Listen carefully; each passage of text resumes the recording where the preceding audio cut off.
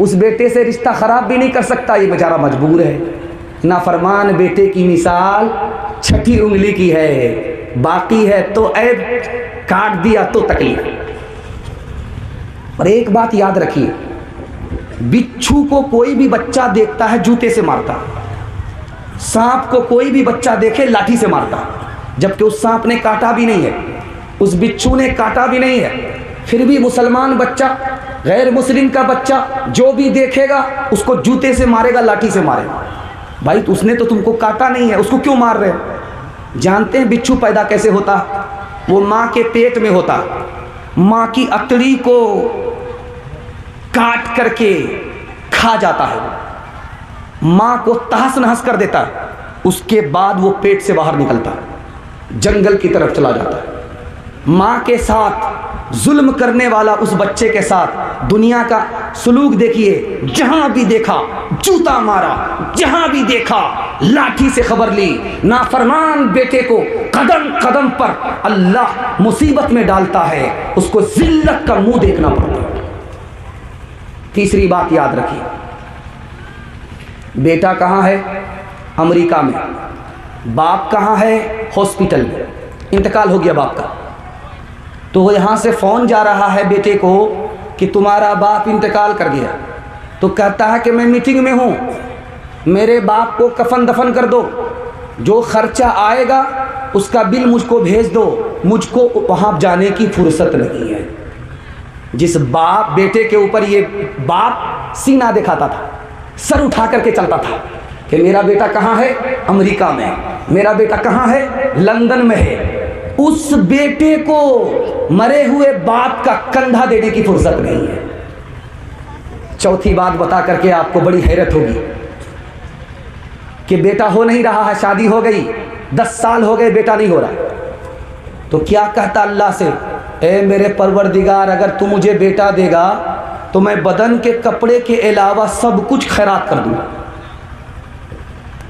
अब अल्लाह ने दुआ सुन ली, बेटा पैदा हो गया।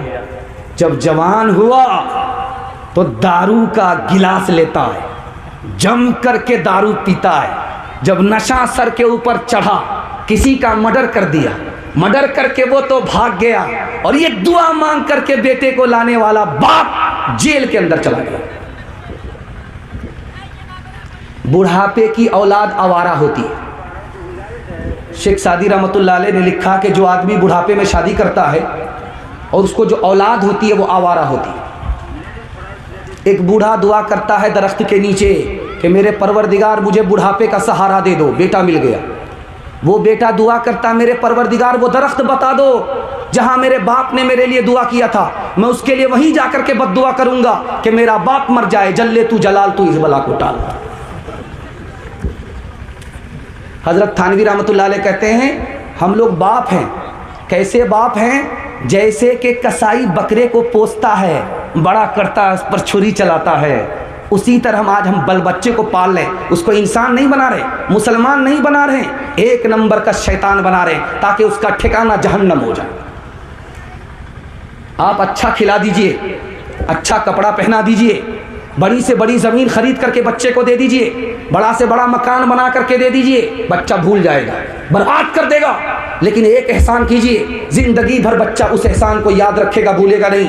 आप जाहिल रहे कोई फर्क नहीं पड़ता, अपने बच्चे को इंसान बना दीजिए पढ़ा लिखा करके, अपने बच्चे को मुसलमान बना दीजिए पढ़ा लिखा करके, वो जिंदगी भर एहसान को याद रखे। एक मिसाल पर पैगाम खत्म कर रहा हूं। हजरत उमर की अदालत में बाप का मुकदमा आया, बेटे का मुकदमा आया। बाप ने कहा ये कमीना नाफरमान है, बेटा कहता है ये सबसे बड़ा नाफरमान है। हजरत उमर सर पकड़ करके बैठ गए, बात क्या? बेटा इधर खड़ा, बाप उधर खड़ा, बाप कह रहा ये नाफरमान, बेटा कह रहा ये नाफरमान। उस अदालत में यह साबित हुआ कि बेटा बाद में नाफरमान है, पहले बाप नाफरमान है। बाप ने हराम कमा करके बच्चे को खिलाया, हराम हलक के नीचे गया और हराम की तरफ गया। पहले बाप नाफरमान है, उसके बाद बेटा नाफरमान है। मैं हाथ जोड़ करके आप लोगों से एक बात कहूंगा, बच्चे को नेक बनाना है तो जब घर में बच्चा आपका रहे मोबाइल छोड़ दीजिए। आप बच्चे के सामने मोबाइल मत देखिए। जानते हैं बाप ड्राइवर बेटा खलासी, गाड़ी का नंबर 786। आपको तो मोबाइल चलाना ही नहीं आता है और वो बच्चा 1 नंबर का मास्टर है, कहीं से कहीं पहुंच जाए। और जानते हैं बच्चे के हाथ में अगर मोबाइल आ गया, उसके दिमाग में भी वायरस आएगा, दिमाग में दिल में भी वायरस आएगा। उसके हाथ में मोबाइल आ गया, वो पढ़ लिख करके कभी नहीं देगा। और इसमें उस बच्चे का कसूर नहीं है, माँ बाप का कसूर है। एक दिन तजर्बा करके आप देखिए, 1 हफ्ता तजर्बा करके देखिए, आपके बच्चे के ज़िंदगी से मोबाइल छूट जाएगा। कैसे? बच्चा घर में आए, मोबाइल आप छुपा दीजिए, बच्चा घर से निकले, मोबाइल निकालिए, अजान सुनिए, कुरान सुनिए, बयान सुनिए, बच्चा आ जाए, संदूक में मोबाइल बंद कर दीजिए। 1 हफ्ता ये काम कीजिए, देखिए बच्चे की ज़िंदगी से, उसकी आदत से मोबाइल निकल जाए। इंशाअल्लाह अमल करेंगे, हाथ उठाइए। कसूर अपना होगा, इल्ज़ाम बेटे को देंगे, हाथ उठाइए इंशाअल्लाह। एक बादशाह था, उसके 3 वज़ीर थे। एक बिहारी था, बंगाली था, पंजाबी था। तीनों झगड़ा ज़्यादा करते थे। बिहारी कहता था मैं पंजाबी से अच्छा हूँ, पंजाबी कहता था मैं बंगाली से अच्छा हूँ। कोई दूसरे को अच्छा कहने के लिए तैयार नहीं। बादशाह ने सोचा कि झगड़ा ज़्यादा करते हैं, इन लोगों से कैसे नजात पाए। तो एक तरकीब निकाली बादशाह ने, तीनों का इम्तिहान ले लेते, जो पास करेगा उसको रखेंगे, जो फेल हो जाएगा उसको बर्खास्त कर। तीनों को बुला करके पूछा, बिहारी से पूछा कि तुमको क्या पसंद है, कहा मुझे बैर पसंद है, कहा बैर लेकर के। बंगाली से पूछा कि तुमको क्या पसंद है, कहा मुझे मालदा आम पसंद है, कहा लेकर के। पंजाबी से पूछा कि तुमको क्या पसंद है, कहा मुझे कटहल पसंद है, कहा लेकर के। तीनों लाइन से लग गए। अब सबसे पहले बिहारी का इम्तिहान हो रहा। तो बादशाह ने कहा बैर कैसे खाते? कहा हुजूर गुठली निकालते हैं, छिलका फेंकते हैं, चबा करके खाते हैं। कहा देखो इम्तिहान चल रहा है, गुठली भी नहीं फेंक सकते, छिलका भी नहीं निकाल सकते, चबाने की भी इजाज़त नहीं, निगल करके बैर पास करना होगा। बैर पास, इम्तिहान पास, बैर अटका यहाँ से बर्खास्त। अब वो हाइब्रिड बैर था, कहाँ पास होगा, जाकर के अटक गया तो बाप बाप करने लगा, रोने लगा, चिल्लाने लगा। तो बैर अंदर तो नहीं गया, दोबारा मुंह में वापस आ गया तो हंसने लगा। बादशाह को बड़ी हैरत हुई, इसका रोना तो समझ में आता है लेकिन ये हंसता क्यों है? तो बादशाह ने कहा ये नालायक, तुम्हारा रोना तो समझ में आता है कि बैर अटका, मौत का खौफ होता है इसलिए तू रोता, लेकिन हंसता क्यों है? कहा हुजूर हंसने की वजह ये है, छोटे से बैर में मेरा ये हाल है, ये आम कटहल वाले का क्या हाल है। बेटे को लोग कहते हैं आँखों का नूर है, आँखों का नूर है लुत्फ जिंदगी का तो दिल का सुरूर है, दिल का सुरूर है। घर में उसी के दम से है हर समत रोशनी, हर समत रोशनी। नाज़ा है उस पे बाप तो माँ को गुरूर है, माँ को गुरूर है। अलबत्ता शर्त ये है कि बेटा हो होनहार, माइल है नेकियों पे, बुराई से दूर है, बुराई से दूर है। औरतों के हवाले से 2 पैगाम। ज़हमत तमाम, कल भी आपको सुबह जलसा सुनना है। आज आपका जलसा जल्दी मुकम्मल होगा तो आपको सोने का टाइम मिलेगा। आज का जलसा कामयाब होगा तो इसकी बरकत से अल्लाह कल के जलसे को भी कामयाब फरमाएगा। औरतों के हवाले से 2 पैगाम हैं। आप लोग यहाँ से वहाँ तक सुनने के लिए तैयार हैं? दोनों हाथ उठा दीजिए इंशाअल्लाह। औरत को सर पर बिठाएंगे, हाथ उठाइए इंशाअल्लाह। ध्यान से सुनिएगा, जल्दी से निकल जाएगा। सिर्फ 2 पैगाम, 5 से 7 मिनट में मेरे हिस्से का जलसा मुकम्मल हो रहा। आपने दिल खुश कर दिया और मैं आपको दिल से दुआ देता हूँ कि अल्लाह आपके घर में अगर जवान बेटी है, गैब से मुनासिब जोड़े का इंतज़ाम फरमाए। आपका जवान बेटा बेरोज़गार है, मैं दुआ देता हूँ अल्लाह आपके बेटे को दिन दुनी रात चौगुनी तरक्की अता फरमाए। आपके घर में बीमारी है, मैं दुआ दे करके जाता हूँ अल्लाह इस जलसे की बरकत से जिस्मानी रूहानी तमाम बीमारी से आपको, आपके घर को पाक साफ फरमाए। ध्यान से सुनिएगा, औरतों के हवाले से सुना रहा हूँ। 4 औरत एक जगह बैठी हुई थी।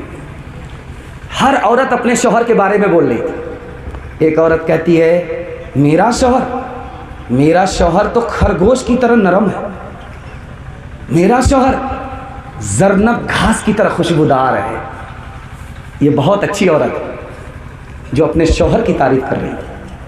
दूसरी औरत ने कहा मेरा शौहर मालिक नाम है, ऊँट जब आते हैं घर पे तो ज़्यादा होते, और जब ऊँट जाते हैं घर से तो कम हो जाते।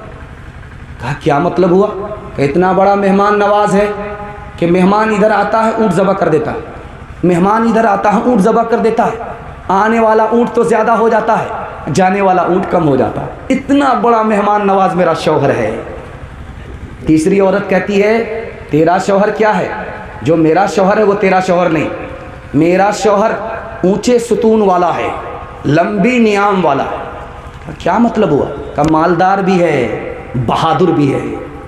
बहुत खुशकिस्मत औरत हो कि तुम्हारा शौहर मालदार है, तुम्हारा शौहर बहादुर है। अब एक चौथी औरत सामने आई, उसने कहा कि मेरे शौहर की खूबी बता रही हूँ कि मेरे शौहर ने मुझको जेवर पहना करके मेरे कान को, नाक को, गले को भारी कर दिया। मेरा शौहर इतना अच्छा मुझको खिलाता है कि मेरे बदन में इतनी चर्बी हो गई है कि मेरा बाजू हमसे उठता नहीं है। इतना शानदार, इतना अच्छा, इतना नरम दिल, इतना मेहरबान मेरा शौहर। अब एक औरत आती है, वो कहती जानते हो मेरा शौहर कौन है? एक नंबर का पेटू है। जब खाने पर आता है सब कुछ खा जाता है, जब पीने पर आता है तो सब कुछ चट कर जाता है। दूसरी औरत आई, उसने कहा जानते हो मेरा शौहर कौन है? आता है तो शेर की तरह आता है, जाता है तो चीते की तरह जाता है, झूठी शान दिखाता है, जेब में फूटी कौड़ी हुई है। मियाँ बीवी दोनों बैठे हुए थे। अब इत्तेफाक ये है कि शौहर निहायत बदसूरत है, काला, और औरत इतनी खूबसूरत है कि चांद भी उसकी खूबसूरती के सामने फैल। तो बीवी कहती है शौहर से यार तुम भी जन्नती। शौहर बोला कि मैं तो मरा नहीं हूँ, जन्नत तो देखा नहीं हूँ, हिसाब किताब तो हुआ नहीं है, मैं कैसे जन्नती हो गया? तो औरत कहती है यार तुम बदसूरत हो, तुमको खूबसूरत बीवी मिली, तुमने अल्लाह का शुक्र अदा किया, और तुम बदसूरत हो, मुझको बदसूरत शौहर मिला, मैंने उस पर सब्र किया। सब्र ही से तो जन्नत मिला करती है, शुक्र ही से तो जन्नत मिला करती है। दो तरह की औरत होती है समाज में। एक बहुत कीमती औरत होती है, इतनी कीमती होती है, इतनी कीमती होती है कि सोना भी उसके सामने फैल, चांदी भी उसके सामने फैल, मोती भी उसके सामने फैल। और एक औरत होती है कि उसकी कोई कीमत नहीं, गाजर मूली से भी बेकीमत होती है। वो कौन औरत होती है? 2 मिसाल पर मैं पैगाम को ख़त्म करने के लिए जा रहा हूँ, और आप हाथ उठा करके वादा कीजिए, मोबाइल और फेसबुक की लड़की को ढूंढ ढूंढ करके निकाह करेंगे, हाथ उठाइए। एक देखिए